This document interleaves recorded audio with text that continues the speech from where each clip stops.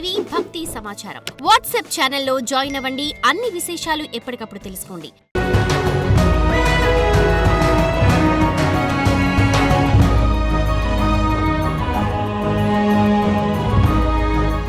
ఓం నమః శివాయ ఓం నమః శివాయ ఓం నమః శివాయ ఓం నమః శివాయ. ఓం శ్రీ అరుణాచలేశ్వరాయ నమః. అరుణాచల దర్శని కార్యక్రమంలో భాగంగా ఈరోజు మనం అరుణాచలం కొండ ప్రాంతంలో ఉన్న 7 అద్భుతమైన ప్రదేశాలని వీక్షించే ప్రయత్నం చేద్దాం.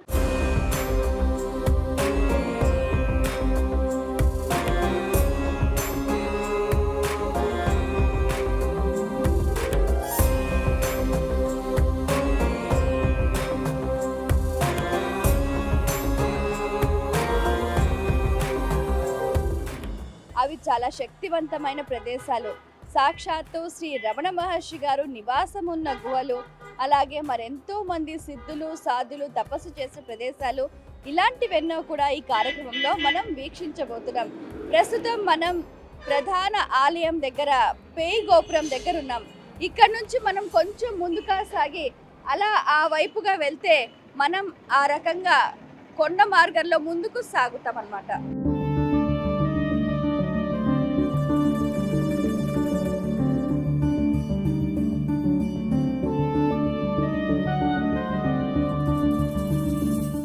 అరుణాచల గిరిని మనం సందర్శించే క్రమంలో 7 అద్భుతమైన ప్రదేశాలున్నాయి. అందులో మొదటిది గుహ నమశివాయ్. ఆయన చాలా సుప్రసిద్ధమైన సిద్ధులు. ఆయన శ్రీశైలంలో తపస్సు చేసి ఆ తర్వాత స్వామివారి ఆజ్ఞ మేరకు అరుణాచలానికి విచ్చేశారు. ఇక్కడ స్వామివారి అనుగ్రహంతో తపశ్శక్తితోటి ఆయన ఇక్కడే సిద్ధి పొందారు. అయితే ఈయన వయస్సు ఎంత అంటే 150 ఏళ్ళు బతికారనమాట. చాలా గొప్ప వ్యక్తి, చాలా తపస్సంపన్నులు. ఈయన శ్రీశైలంలోనే అనిమాది అష్టసిద్ధులను కూడా సంపాదించారు. చనిపోయిన వారిని బతికించటంలో దిట్ట. ఒకానొక సందర్భంలో ఒక వ్యక్తి తాను ఇతన్ని పరిశీలిద్దామని చెప్పి తమాషాకి వాళ్ళ అబ్బాయి మరణించాడు, బతికించమని చెప్పు అని చెప్పి నాటకం వేస్తాడు. ఆయన వస్తారు గుహ నమశివాయ, చూస్తారు, తదాస్తు అంటారు. నిజంగానే ఆ బాలుడు చనిపోతాడు. వారికి అప్పుడు ఆ సందర్భంలో ఏం చేయాలో అర్థం కాలేదు. అంటే మహర్షులతోటి సిద్ధులతోటి మనం వేళాకోళంగా అయినా కూడా అబద్ధం ఆడకూడదు అని. అలాగే వారి సిద్ధత్వం, వారి అమరత్వం, వారి తపశక్తి అనేది అమోఘమైనది. ఆ గుహను కూడా మనం ఒకసారి సందర్శించే ప్రయత్నం చేద్దాం.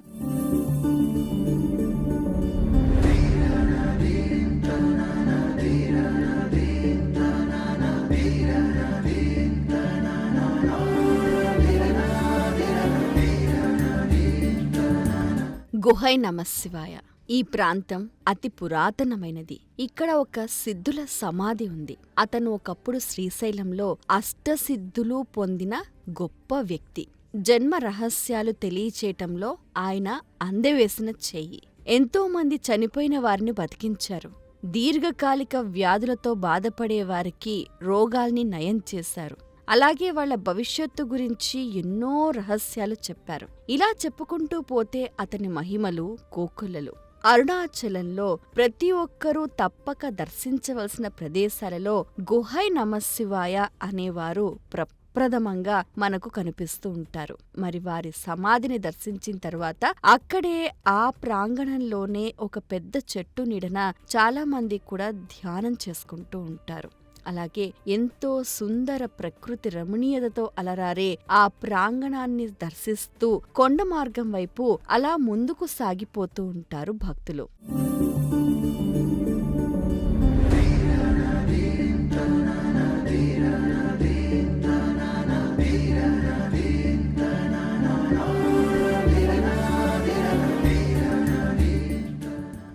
అలా వెళ్ళగా మనకు ములైపాల్ తీర్థం అనే ప్రాంతం కనిపిస్తుంది.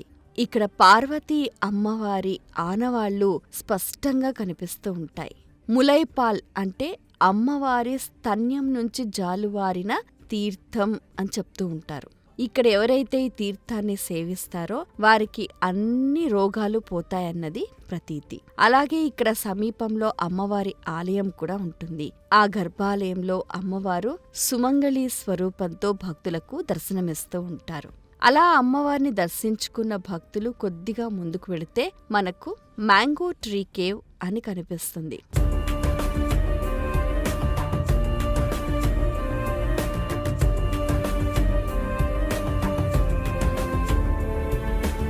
ఈ గుహ చాలా ప్రత్యేకమైనది. ఎందుకంటే ఒకప్పుడు రమణ మహర్షి గారు ఈ గుహలో 3 సంవత్సరాల పాటు తపస్సు చేశారు. అందుకే ఆ ప్రాంతం వారి తపశ్శక్తి చేత పునీతమైంది.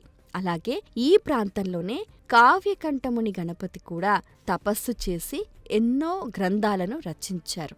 అమ్మవారి అనుగ్రహాన్ని పొందారు. ఈ గుహ మార్గం గుండా వెళ్లి చాలా మంది కూడా అక్కడ దర్శిస్తూ ఉంటారు. ఈ మ్యాంగో ట్రీ కేవ్లో ప్రతి నిత్యం అన్నదాన కార్యక్రమాలు విశేషంగా నిర్వహిస్తూ ఉంటారు.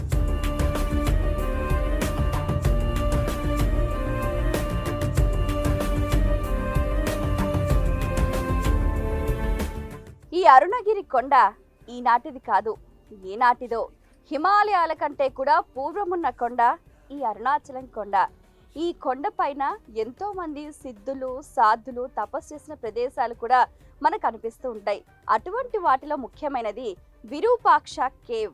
ఇక్కడ శ్రీ రమణ మహర్షి గారు దాదాపు 17 సంవత్సరాల పాటు తపస్సు చేశారు. ఇక్కడ ఈ విరూపాక్ష గుహ అనేది మనకు ఓంకార రూపంలో కనిపిస్తూ ఉంటుంది.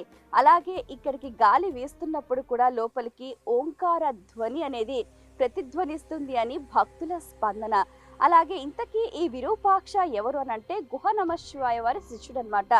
ఆయన కూడా ఇక్కడ ఈ గుహలో చాలా కాలం పాటు తపస్సు చేసి ఆయన సిద్ధి పొందారు. ఆ తర్వాత ఆయన శరీరం భస్మమై ఆ భస్మం ఇప్పటికీ కూడా మనకు కనిపిస్తూ ఉంటుంది. వచ్చిన ప్రతి ఒక్క భక్తులు కూడా కాసేపు ఈ విరూపాక్ష గుహలో కూర్చొని ధ్యానం చేసుకొని ముందుకు సాగిపోతూ ఉంటారు.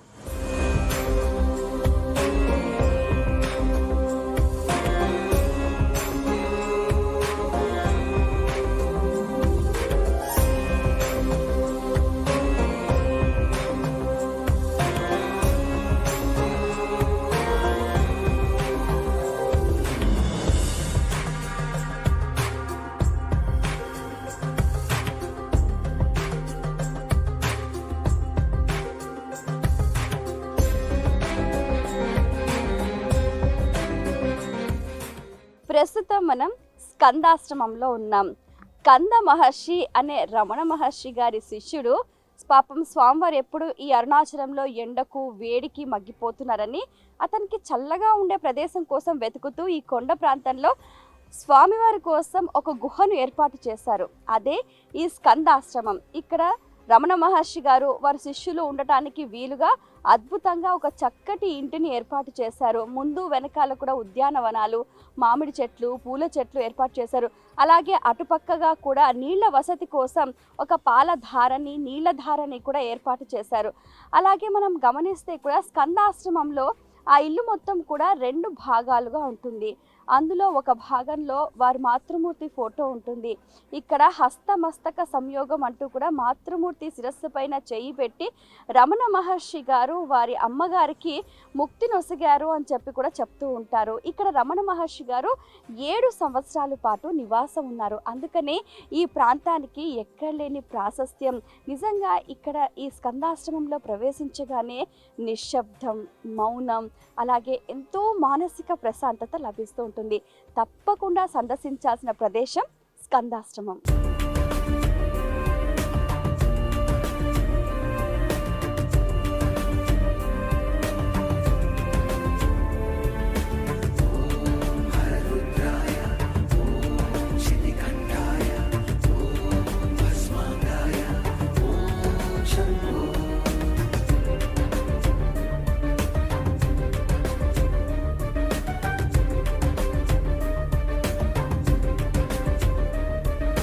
ప్రస్తుతం మనం వ్యూ పాయింట్ దగ్గర ఉన్నాం. స్కందాశ్రమం నుంచి కొద్దిగా ముందుకు వస్తే ఒక అద్భుతమైన వ్యూ పాయింట్. ఇక్కడ నుంచి చూస్తే మనకు అరుణాచల క్షేత్రం ఎంతో చక్కగా 9 గోపురాలతో దేదీప్యమానంగా పూర్తి దేవాలయం మనకు చక్కగా అందంగా కనిపిస్తుంటుంది. అలాగే మనం చూస్తే అరుణాచలం సిటీ మొత్తం కూడా చాలా చక్కగా ఆ భవనాలు, ఆ రోడ్లు అన్నీ కూడా కనిపిస్తూ ఉన్నాయి. ఇది ఒక అద్భుతమైన ప్రదేశం అని చెప్పుకోవచ్చు.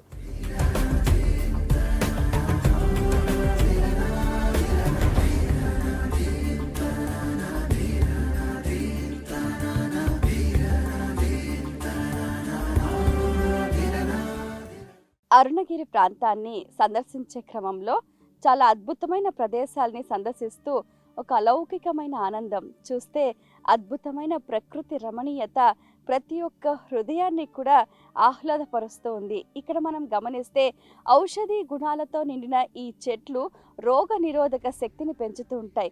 అలాగే మనం ఇక్కడ కొండ ప్రాంతంలో ఇలా రాళ్లపైన నడుస్తూ ఉన్నప్పుడు కూడా ఏకాగ్ర చిత్తం అనేది పెరుగుతుంది. అసలు వేరే ఏ ఆలోచన లేకుండా, ఎందుకంటే అడుగు తీసి అడుగు పెడుతున్నప్పుడు కూడా అరుణాచలేశ్వరుడే స్మరణకు వస్తున్నాడు. అంటే నిజంగా ఒక వ్యక్తి తన జీవితంలో ఇలా నడవటం వల్ల చాలా రకాల ప్రయోజనాలు ఉన్నాయి. అంటే ముఖ్యంగా ఏంటంటే ప్రకృతితోటి మనిషి అనుసంధానమై జీవనాన్ని సాగించడం ఒకటి, రోగనిరోధక శక్తిని పెంచుకోవటం మరొకటి, ఇంకోటి ఏంటంటే హీలింగ్ ప్రాసెస్ అనేది జరుగుతూ ఉంటుంది. అంటే ఇప్పుడు బాడీలో చెప్పులు లేకుండా నడవటం వల్ల ఏంటంటే మన బాడీలో ఉన్న ఏవైతే పార్ట్స్ సరిగ్గా పనిచేయకుండా ఉంటాయో, రక్త ప్రసరణ ఉండదో, వాటన్నిటికీ కూడా ఇలా ఈ ఎత్తైన ప్రాంతాలు నడవటం వల్ల కూడా అవన్నీ సరిగా పనిచేసే ఆవశ్యకత అనేది ఎంతైనా ఉందన్నమాట.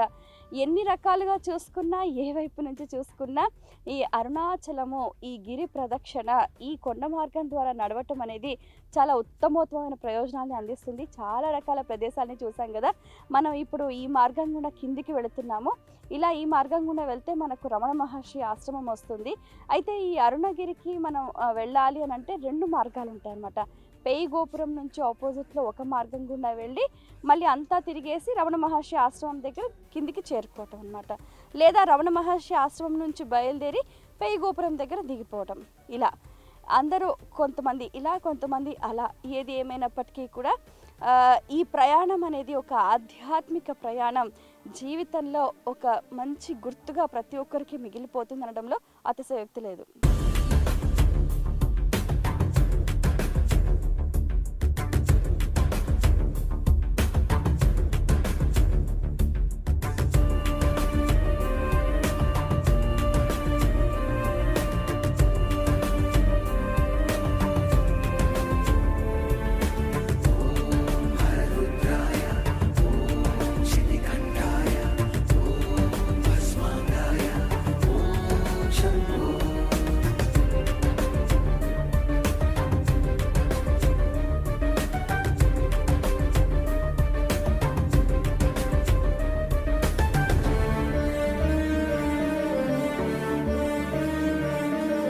ఇప్పటిదాకా ఎంతో చక్కగా అరుణగిరిని సందర్శించి అన్ని ప్రదేశాలని చూసి ఒక రకమైన అలౌకిక ఆనందంతో తిరుగు ప్రయాణంలో రమణ మహర్షి ఆశ్రమం ద్వారా మనం బయటకు వెళ్ళే ప్రయత్నం చేస్తున్నాం. ఇది ఇవాల్టి కార్యక్రమం. మరో కార్యక్రమంలో మళ్ళీ కలుసుకుందాం. అంతవరకు సెలవు. నమస్కారం.